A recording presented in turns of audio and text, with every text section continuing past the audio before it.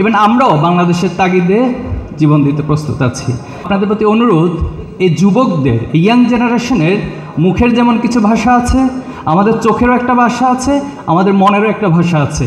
বিশ্বাস করুন, আপনারা যদি এই ভাষাগুলো বুঝতে পারেন এবং সে আলোকে রাজনীতি করে বাংলাদেশকে এগিয়ে নিতে চান, ইনশাল্লাহ আপনারা অনেক ভালো করতে পারবেন এবং বাংলাদেশটাও তার মূল ট্র্যাকে পৌঁছতে পারবে ইনশাআল্লাহ। তো আজকে বাংলা এডিশনের যে যাত্রা শুরু হতে যাচ্ছে, আমি শুরুতে শুভকামনা জানাচ্ছি বাংলা এডিশনের জন্য। এবং তারা দীর্ঘদিন যে সংগ্রাম করে আসছে, বিশেষত ইলিয়াস ভাই, পিনাকি ভট্টাচার্য এবং কনক সরোয়ার সহ ওনাদের টোটাল টিম, এই দীর্ঘ সংগ্রাম আজকে একটি প্রেমের মধ্যে আসছে।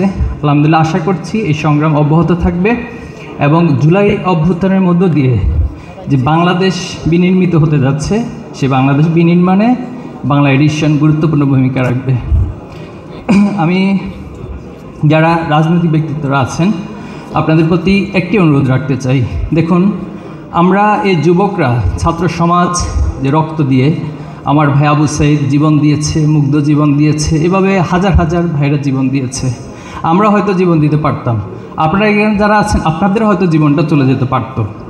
যে রক্তের উপরে দাঁড়িয়ে আজকে নতুন বাংলাদেশ বিনির্মাণের সুযোগ তৈরি হয়েছে, আমরা যেন কোনোভাবে এই সুযোগটা হাতছাড়া না করি। এবং আপনাদের প্রতি অনুরোধ, এই যুবকদের, এই ইয়াং জেনারেশনের মুখের যেমন কিছু ভাষা আছে, আমাদের চোখেরও একটা ভাষা আছে, আমাদের মনেরও একটা ভাষা আছে।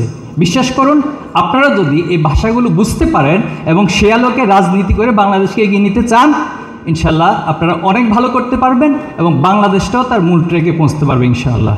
তো সেই প্রত্যাশা আমি রাখছি। আর শেষ কথা বলতে চাই যে আবু সাইদ মুগ্ধ জীবন দিয়েছেন, সবাই জীবন দিয়েছেন, ইভেন আমরাও বাংলাদেশের তাগিদে জীবন দিতে প্রস্তুত আছি। আমরা এই বাংলাদেশটাকে বারবার ভুল করতে আর চাই না, বারবার বাংলাদেশটা ভুল করুক এটা আমরা চাই না। অনেকটা সময় নষ্ট হয়েছে। আজকে ৭১ সালের পর যদি হিসাব করি, একটা রাষ্ট্র, একটা জাতি পৃথিবীতে দাঁড়ানোর জন্য এত সময় প্রয়োজন হয় না। আমাদের কাছে অনেক উদাহরণ আছে।